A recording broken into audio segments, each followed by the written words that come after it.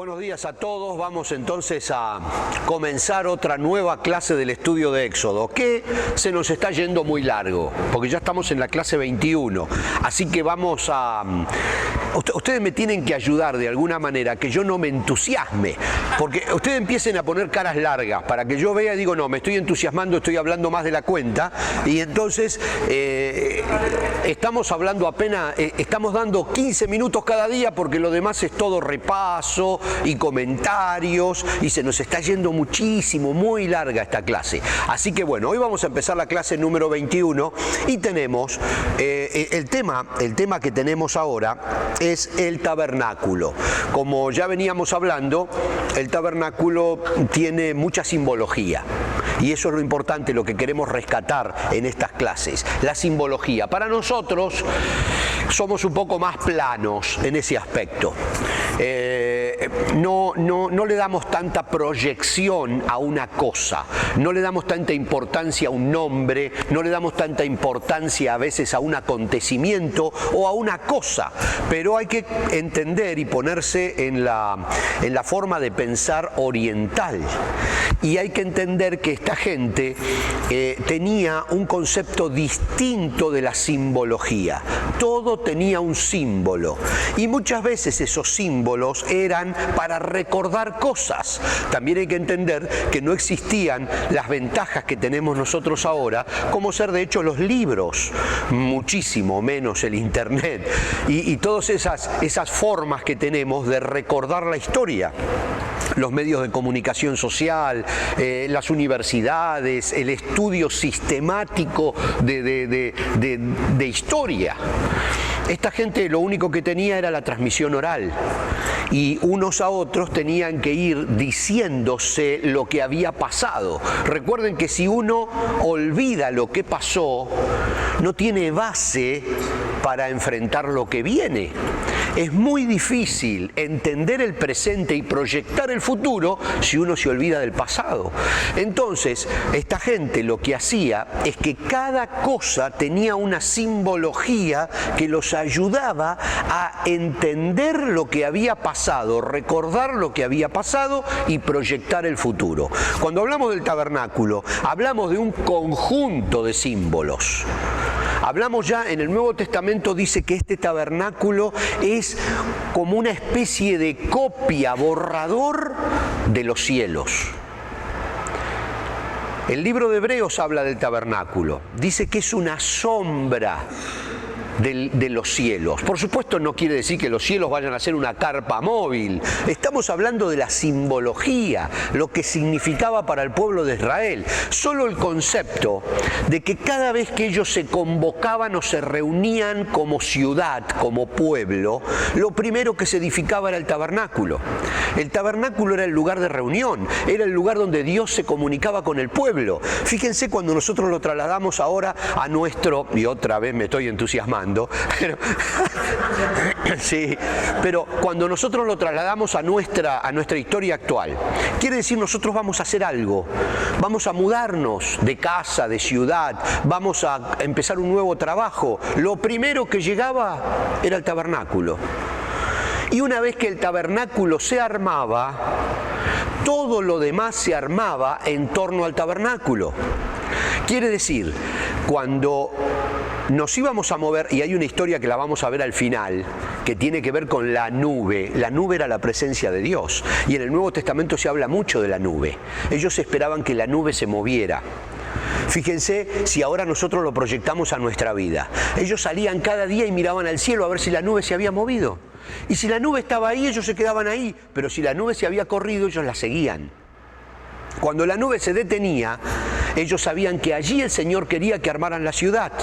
Entonces los levitas, que cargaban la carpa móvil, que era el tabernáculo, la iglesia móvil, rápido corrían, iban adelante y se ponían debajo de la nube. Miraban la nube, decían acá, y empezaban a armar la iglesia, el lugar de contacto con Dios, el centro de la vida y del funcionamiento de toda la ciudad. Y después, por supuesto, todas las familias construían sus casas en un sistema todo alrededor del tabernáculo de ese centro por familia. Entonces, es bien importante cuando nosotros lo trasladamos a nuestra vida y vemos esa simbología. Primero, llegaba el Señor a ese lugar, con su presencia a través de la nube. La gente llegaba porque seguía la nube, no porque se le ocurría ir para ese lugar. De hecho, a ellos no se les ocurría ir para allí, porque ellos lo que querían era cruzar a la tierra prometida que estaba del otro lado del río, y Dios los tenía dando vuelta en un pequeño lugar. Bueno, no muy pequeño, pero para andar 38 años o 40 realmente era pequeño, y ellos andaban dando vueltas ahí como un pueblo nómade, sabiendo que ellos tenían que vivir del otro lado del río, pero Dios no los dejaba cruzar. Entonces se tenían que quedar en ese desierto. Entonces la nube iba y ellos decían, ¿cuándo va a ser que la nube cruce del otro lado? Y no, la nube no cruzaba y se quedaba ahí y se paraba en el medio del desierto, y ahí ellos armaban el tabernáculo. Entonces toda la simbología que tiene dentro este tabernáculo también es importante, porque es la forma de relacionarse con Dios, un Dios santo. No estaba todavía el sacrificio expiatorio de Cristo. Entonces ellos habían armado lo que es la sombra, o sea, una proyección, una idea de lo que ahora tenemos, que era un sistema para expiar o pasarle a otro los pecados que tenía. O sea, echarle la culpa a otro. Entonces tenían ellos un pecado, habían cometido un error, que básicamente es el concepto de pecado, equivocar el camino. Se habían equivocado y lo que hacían era simplemente agarraban un animalito que no tenía nada que ver, y lo sacrificaban. Porque el concepto era vida por vida. Sangre por sangre significa vida por vida, porque la sangre era el símbolo de la vida. Entonces, si no tenía sangre, no tenía vida. Por eso la Biblia habla mucho del derramamiento de la sangre, quiere decir una vida por la otra, un pecado por el otro, un perdón por un... O sea, algo que equipare. Entonces ellos tenían todo un sistema de sacrificios para que Dios los perdonara. Y tenían un sistema para que un pueblo que no era santo se comunicara con un Dios que sí era santo. Entonces había una forma de comunicación. Por eso había un velo que separaba la parte donde ellos podían estar dentro del tabernáculo de la parte que no podían estar, que es donde estaba el arca, donde estaba la presencia de Dios, y no podían estar porque no se podía juntar un pueblo que no era santo con un Dios santo. Por eso cuando muere Jesús en la cruz del Calvario, el templo que todavía tenía el velo que separaba el lugar santo del lugar santísimo, ya no era un lugar móvil porque era el templo de Jerusalén, pero el templo, el velo que estaba en el templo, dice la Biblia que se abre, se rompe, cae, porque ya con Cristo ya no hay más separación entre Dios y los hombres. Los hombres tienen acceso a través de Cristo a la presencia de Dios. Entonces toda esa simbología es la que ahora vamos a ver lo más rápido que podamos en esta clase y un par de clases más, toda esa simbología que encerraba este tabernáculo, que no es solo historia, porque si fuera solo historia lo pasaríamos muy rápido. Hasta el día de hoy tiene valor, no como ley, pero sí como el concepto para aprender cómo trabaja Dios, porque es el mismo Dios que tenemos ahora, que está ahora con nosotros, es el mismo Dios que les dijo fabriquen este tabernáculo. Entonces tiene una forma de actuar y una forma de pensar que a medida que nosotros la vayamos entendiendo vamos a tener mucho más fácil nuestra vida. Por eso es tan importante entender el pasado. Recordar el pasado, entender el pasado para entonces asimilar lo que nos está pasando y proyectarnos al futuro. Instrucciones para la construcción. Ahora vamos a leer en Éxodo 31, 11 versículos. Por supuesto, como es Antiguo Testamento hay que leer mucho. Así que bueno, vamos a leer. Dice el libro del Éxodo en el capítulo 31, luego el Señor le dijo a Moisés, mira, he escogido específicamente a Bezaleel, el hijo de Uri, nieto de Ur, de la tribu de Judá, lo he llenado del Espíritu de Dios y le he dado gran sabiduría, capacidad y destreza en toda clase de artes manuales y oficios. Es un maestro artesano. experto en trabajar el oro, la plata y el bronce, es hábil en grabar e incrustar piedras preciosas y en tallar madera, es un maestro en todo trabajo artístico. También he designado personalmente, le dice Dios a Moisés, ¿no?, a Aholiab, hijo de Ahisamac, de la tribu de Dan, para que sea su ayudante. Además he dotado de habilidades especiales a todos los expertos artesanos para que puedan hacer todo lo que te he mandado construir. Es bien interesante esto. Podríamos dedicarnos un ratito al concepto de cómo Dios prepara a la gente para la obra que Él quiere que se haga. Cómo nos prepara, cómo nos capacita. Gente que nunca sabía hacer algo, de pronto ahora resulta que sí lo sabe y que dentro del cuerpo funciona de una manera espectacular. Son los dones, dice, que Dios me dio. Dios te va preparando para la obra que Él quiere que hagas. Esa es la verdad. El tabernáculo, dice, lo que he mandado construir, el tabernáculo, que era definitivamente la iglesia, o el templo, llamémoslo el templo. El arca del pacto, todavía no estaba construida el arca. La tapa del arca, el lugar de la expiación, el lugar donde se hacían los sacrificios, todo el mobiliario del tabernáculo, la mesa y sus utensilios, el candelero de oro puro con todos sus accesorios, el altar de incienso, el altar de las ofrendas quemadas con todos sus utensilios, el lavamanos con su base, las vestiduras finamente confeccionadas, las vestiduras sagradas para el sacerdote Aarón y las vestiduras que sus hijos llevarán puestas cuando ministren como sacerdotes, el aceite de la unción y el incienso aromático para el lugar santo. Los artesanos deberán hacer todo tal como yo te he ordenado. Cuando vamos a ir a ver cada cosa, vamos a ver que cada cosa tiene un símbolo. Ese era el secreto de esto.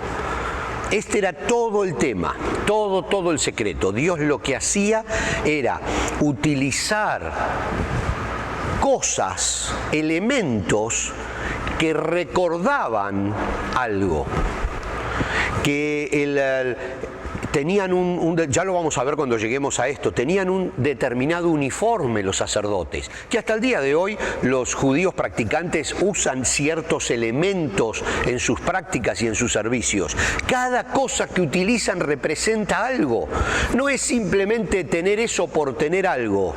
Hay una historia detrás, que ellos son libros abiertos cuando están ministrando los sacerdotes. Cada cosa que tienen puesta simboliza algo. En ese contexto nosotros tenemos que verlos.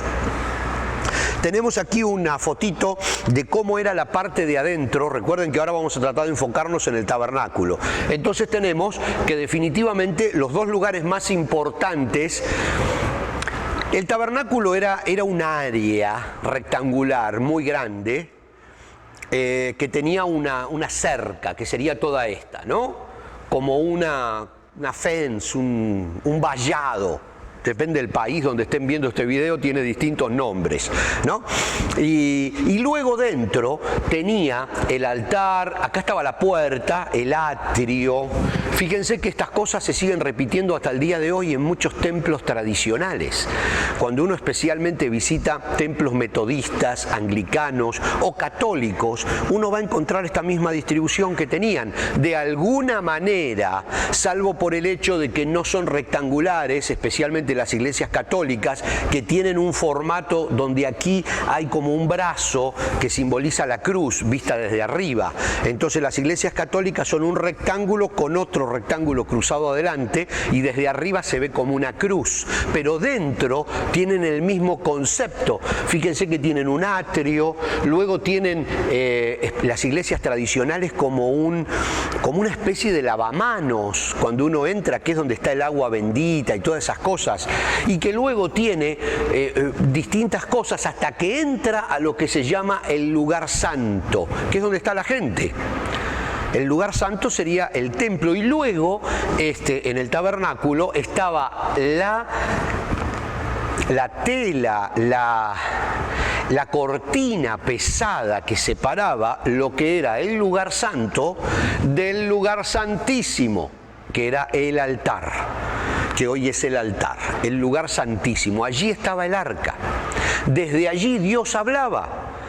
Por eso Ahora, cuando uno ve una iglesia, ve todos los bancos en el lugar santo, luego hay una separación y hay un lugar santísimo que es el altar de donde habla el ministro, de donde habla el sacerdote, de donde habla el pastor.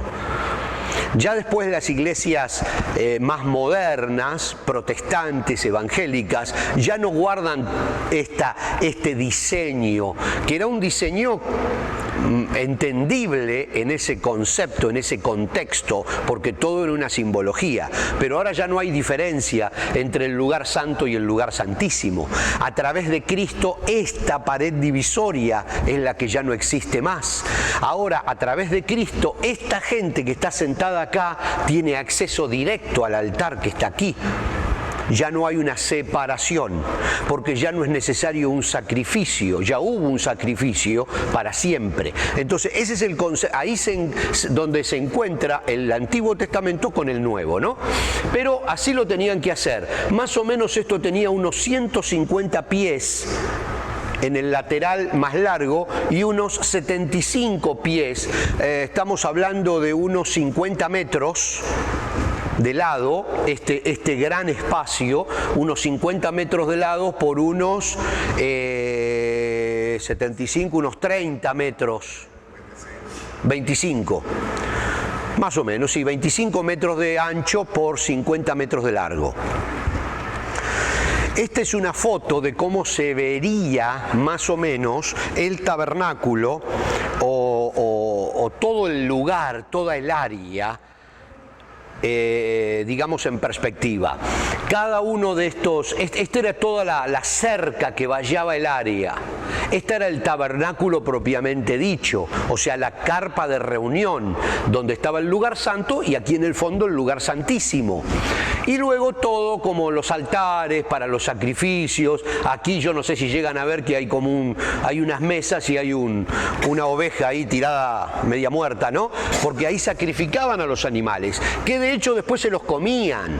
O sea, con los animales sacrificados comían, o sea, no era simplemente que los mataban y los comían, pero la sangre de ese animal sacrificado se utilizaba como elemento para cubrir el pecado de una familia o de una persona. Hay todo un sistema que se ve en Levíticos muy interesante que por supuesto con Cristo desaparece completamente, y por eso el libro de Hebreos dice que el sacrificio de Cristo fue una vez y para siempre, porque era el Cordero de Dios. Este es un cordero, el Cordero de Dios perfecto y sin mancha. Por eso pudo ser sacrificado una sola vez, su sangre derramada una sola vez y se terminó. Y con eso, solamente mencionando y aceptando ese sacrificio, ya tenemos acceso al lugar santísimo. Tabernáculo. Las paredes exteriores, todo estaba hecho de una manera muy especial y Dios le fue dando a Moisés los detalles de cómo eso tenía que ser. Es interesante ver esta reproducción. Esto es una foto de una reproducción que hicieron en pleno desierto, y lo interesante es ver el lugar. Por eso puse esta foto donde está armado esto, ¿no? A veces a nosotros que vivimos en la ciudad nos cuesta entender el concepto de vivir en el desierto, pero todo lo que ellos hacen tiene mucho que ver con el lugar donde vivían. Tormentas de arena, falta de agua, prácticamente nada de comida. Imaginen ese contexto. Y luego, imaginen cómo levantaban estas paredes, que de hecho las tenían que cargar. Cuando iban de un lado para otro, todo esto era de tela, era desarmable, porque lo tenían que levantar y llevárselo.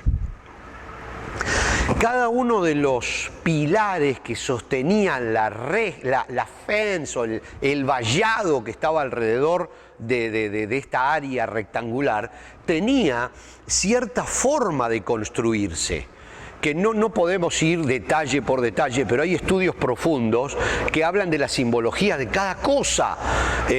A veces digamos, los estudiosos le han dado simbología a cosas que ni siquiera la tenían, ¿no? Porque había que hacer una estaca y había que hacer una estaca y punto, y entonces hicieron una estaca, y la estaca está clavada en un ángulo, y ya empiezan a delirar los estudiosos y a darle más simbología de la que realmente le había dado Dios en su momento. Por eso el mucho estudio a veces agota, pero bueno, había una base de bronce, una estaca de bronce, una tira de pelo de cabra y el poste de madera de acacia, que era la madera que había ahí también, ¿no? Era la madera que había. Tenía cortinas de acceso. Como les dije recién, como esto se tenía que desarmar, cada tanto se desarmaba, tenía cortinas que por supuesto se rompían, se ensuciaban. Imagínense el viento, esas tormentas de arena, tirarían todo abajo y ellos agarrando las cosas. Traten de ponerse en esa situación, ¿no? Acá tenemos una vista de cómo se vería cuando uno entra a ese lugar, ¿no? Se encontraba el altar del sacrificio, el lavamanos de bronce que tenía que ver con los lavados de los sacerdotes, los lavados para purificarse, ¿no? Son lavados ceremoniales. Tampoco se podía hacer mucho en el medio del desierto y con poca agua, no era cuestión de bañarse. Entonces se lavaban un poquito las manos y era como un símbolo de purificarse, el lavado ceremonial. Y luego se veía, por supuesto, la tienda de reunión. La tienda de reunión. Cuando uno habla de tabernáculo piensa en la tienda de reunión, y sí, pero todo era el tabernáculo. También esta parte que estaba descubierta era el tabernáculo, pero la tienda de reunión es la que conocemos con la expresión tabernáculo, ¿no? Este es el altar del sacrificio, que también tenía un montón de detalles donde se sacrificaban los animales. El lavamanos, que era todo de bronce, y la tienda del tabernáculo. Dentro de la tienda tenemos algunos elementos que después vamos a ir viendo en detalle, la clase que viene. Tenemos el candelero de oro, que tenía sus 7 brazos, el del centro y 3 a cada lado, que hasta el día de hoy es un símbolo que sigue existiendo en todas las sinagogas. Después tenemos el altar de incienso, donde se quemaba el incienso, y es muy interesante los conceptos del incienso y cómo el Apocalipsis maneja el concepto del incienso, diciendo que el incienso ahora son la oración de los justos que llegan a la presencia de Dios, es el aroma de esa rendición del creyente en oración ante Dios. Hay una simbología atrás de todo, como les vengo diciendo. Luego la mesa de los panes, que ya los vamos a ver también, que es bastante interesante. Aquí tenemos una foto del candelero, con su lámpara de aceite y todo lo demás. La mesa de los panes, que vamos a hablar mucho de la mesa de los panes. El pan se intercambiaba, ponían pan fresco definitivamente, y este es el pan que pide el rey David.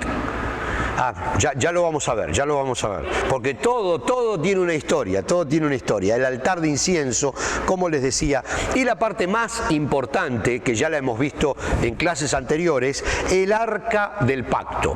El arca del pacto era todo un gran símbolo, todo. Dentro era un cajón y dentro, recuerden que tenía los 3 símbolos más importantes, que son los 10 mandamientos grabados por Dios en las 2 tablas de la ley, que simbolizan la ley de Dios. Son los 10 más importantes, no son los únicos, hay más de 600, pero estos son los 10 principales y estaban guardados los originales dentro del arca. Después estaba la vara de Aarón, que era una simple rama seca que le habían dado a Aarón, y Dios la hizo reverdecer como prueba de que quería que Aarón sea el sacerdote y toda la línea de él, toda la familia de él siguiera siendo el sacerdote. Por eso la vara recordaba la línea sacerdotal elegida por Dios. La ley, la línea sacerdotal, y tenía un tarrito, un recipiente con maná. Y el maná significaba el mantenimiento sobrenatural que Dios hace de su pueblo. Toda esa simbología estaba metida en el arca. Y desde la tapa del arca, donde se hacían sacrificios y se ponía sangre, un montón de cosas, donde Dios se comunicaba una vez al año con el sacerdote que entraba al lugar santísimo donde estaba el arca. Después tenemos, como les decía al principio, cierto uniforme que tenían los sacerdotes. Bien complicado todo. Además, recordemos que era en el desierto. O sea, todas estas cosas había que hacerlas en el desierto. Tenían una placa de oro en la frente que decía "Santo para el Señor". Después tenía un efod, que era como una pechera cuadrada con 12 piedras preciosas que simbolizaban las 12 tribus de Israel, los 12 hijos de Jacob. Luego las vestiduras, que eran de lino fino, ¿no? Bueno, ya vamos a llegar. Y el cinturón de lino que tenía incrustaciones de color púrpura, escarlata, etcétera. Había varias cosas, por supuesto había otras cosas que colgaban de ese uniforme, de ese atuendo, y simbolizaban ciertas cosas. Como dijimos, bueno, mire, aquí está más exacto. La cerca rectangular del tabernáculo tenía 45 metros de largo por 22.5 de ancho. Y nosotros antes estábamos haciendo la cuenta, ¿ves? Acá ya estaba la cuenta hecha. Acá tenemos una foto que es muy interesante por el hecho de los que les decía recién. Yo sé que está un poco oscura, quizás es difícil de ver, pero fíjense que este era el área del tabernáculo. Acá está la carpa de reunión. Aquí hay como una luz, y esta es la nube que está sobre el tabernáculo. Es un dibujo. Pero lo importante aquí es que se puede ver las luces de todas las carpas de todo el pueblo de Israel, todos, absolutamente todos, alrededor del tabernáculo. Pero hay más. Todas las puertas principales de cada tienda tenían que apuntar hacia el tabernáculo. Entonces acá, yo sé que es difícil de ver, pero aquí hay gente, hay personitas paradas, dibujitos de personitas, y se ve la luz que sale de la carpa. La puerta de la carpa está acá, y la gente en la puerta de sus carpas, acá tenemos gente, aquí tenemos gente, aquí tenemos gente, por ahí tenemos gente. Esto está dando la idea de que todas las carpas estaban mirando hacia el tabernáculo.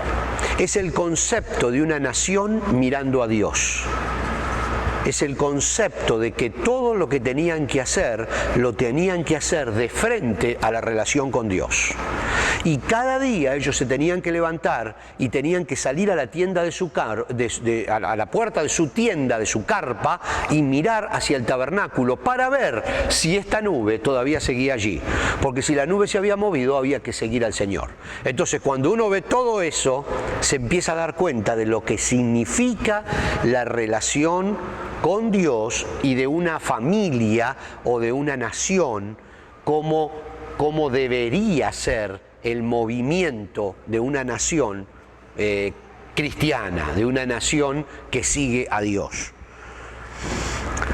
La tienda del tabernáculo, y ya con esto vamos a dejar, aquí hay un corte, es un dibujo con un corte, donde podemos ver cómo funcionaba esto, ¿no? Aquí vemos las cortinas de la entrada. Luego vemos el candelero, la mesa de los panes, etcétera. Todo esto, las otras cortinas, las cortinas interiores, las cortinas que separaban el lugar santo del santísimo, las cortinas que se rompieron cuando Jesús murió en la cruz. Esta.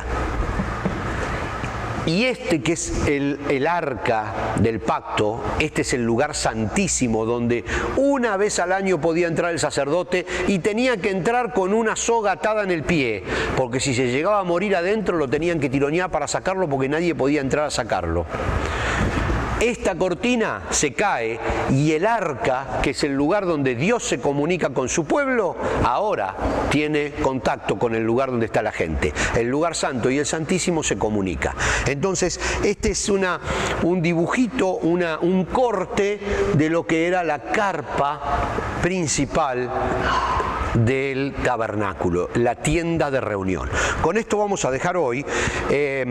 Ya la clase que viene vamos a salir de las fotos. Hoy fue una clase más visual y vamos a entrar en los detalles rápidos. Vamos a tratar de hacer rápido los detalles de la simbología de cada uno de los elementos, para que tengamos una idea de lo que Dios estaba buscando que ellos recuerden, que también está buscando que nosotros recordemos en el día de hoy. Así que nos vemos la próxima clase, no vayan a fallar, que viene una parte interesante del tabernáculo. Amén.